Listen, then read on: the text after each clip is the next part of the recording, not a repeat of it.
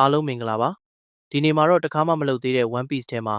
ဇက်ကောင်ပေါင်းများစွာရှိပေမဲ့ဘသူတွေကလူကြိုက်အများဆုံးဖြစ်မှာလဲ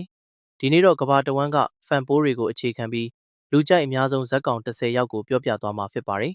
intro လေးရှင်းနေပြီဆိုတော့ကြည့်လိုက်ရအောင်နံပါတ်10နေရာမှာတော့ Straw Hat အဖွဲ့ရဲ့ဆရာဝန်လေးချော့ပါပါချစ်စရာကောင်းတဲ့ပုံစံနဲ့အားလုံးကိုကူညီတတ်တဲ့စိတ်ထားကြောင့်ကလေးကအစလူကြီးအဆုံးပရိသတ်တွေသဘောကျကြပါတယ်နံပါတ်9ကတော့ Pirate Empress ဖြစ်တဲ့ Boa Hancock ပါသူမရဲ့အလှပအစွမ်းစားနဲ့လူဖီကိုတစ်ဖက်သက်ချစ်တဲ့ပုံစံကြောင့်ပရိသတ်တွေကြားမှာအယမ်းနာမည်ကြီးပါတယ်နံပါတ်10မှာတော့ Nico Robin ပါ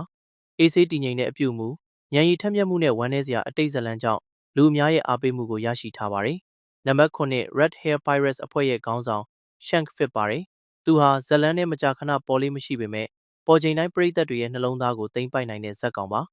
သူရဲ့ဟာကီစွမ်းအားကလည်းအထင်ကြီးစရာဖြစ်ပြီးပျော်ပျော်နေတတ်တဲ့ပုံစံကဖန်တွေကြိုက်နှစ်သက်ရတဲ့ဇက်ကောင်ဖြစ်လာတာပါနံပါတ်6ကလူဖီရဲ့အကိုဇက်ဘူပါအေးစီရဲ့အမွေကိုဆက်ခံထားတဲ့မီရာနိုမီမီစွမ်းအားကိုပိုင်ဆိုင်ထားပြီး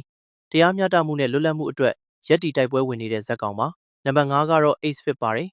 သူဟာအချိန်ကြာပြီးတဲ့နောက်မှာတော့ပရိသတ်တွေရဲ့အချစ်ကိုမလျော့သွားတဲ့ဇက်ကောင်တစ်ယောက်ပါ Marineford ကဖြစ်ရဟာ One Piece ရဲ့ဝမ်းနည်းစရာအကောင်းဆုံးအခန်းတွေထဲကတစ်ခုဖြစ်ပါတယ်နံပါတ်4ကတော့ Law ဖြစ်ပါတယ်သူဟာအေးဆေးတဲ့စတိုင်ထက်မြက်တဲ့ညံနဲ့ OP နိုမီရဲ့အစွမ်းကြောင့်ဖန်တွေအများကြီးရရှိထားပါတယ်နံပါတ်3ကတော့ဆန်ဂျီဖြစ်ပါတယ်သူကတော့အချက်ပြုတ်လဲကျွမ်းကျင်တယ်လို့တိုက်ခိုက်ရမှာလဲအလွန်အစွမ်းထက်ပါတယ်အမျိုးသမီးတွေကိုလေးစားတဲ့သူ့ရဲ့ပုံစံကလည်းလူကြိုက်များပါတယ်နံပါတ်2 Zoro ဖြစ်ပါတယ်ဓာတ်သုံးလက်ကိုတပြိုင်တည်းအသုံးပြုတဲ့ Zoro ကတော့သစ္စာရှိမှုနဲ့ဘယ်တော့မှအရှုံးမပေးတဲ့စိတ်ဓာတ်ကြောင့်ပရိသတ်အချစ်တော်ဖြစ်လာခဲ့ပါတယ်နံပါတ်1နေရာမှာတော့ Monkey D. Luffy ဖြစ်ပါတယ်သူဟာ One Piece ရဲ့အဓိကဇက်ကောင်ဖြစ်ပြီးမိတ်ဆွေတွေအတွက်အသက်ပေးရတဲ့စိတ်ဓာတ်အမြဲအရှုံးမပေးတဲ့ဇွဲနဲ့ Gear Fight စွမ်းအားကြောင့်ကဘာတဝန်းကပရိသတ်တွေရဲ့အချစ်ကိုအများဆုံးရရှိထားသူတစ်ယောက်ပါ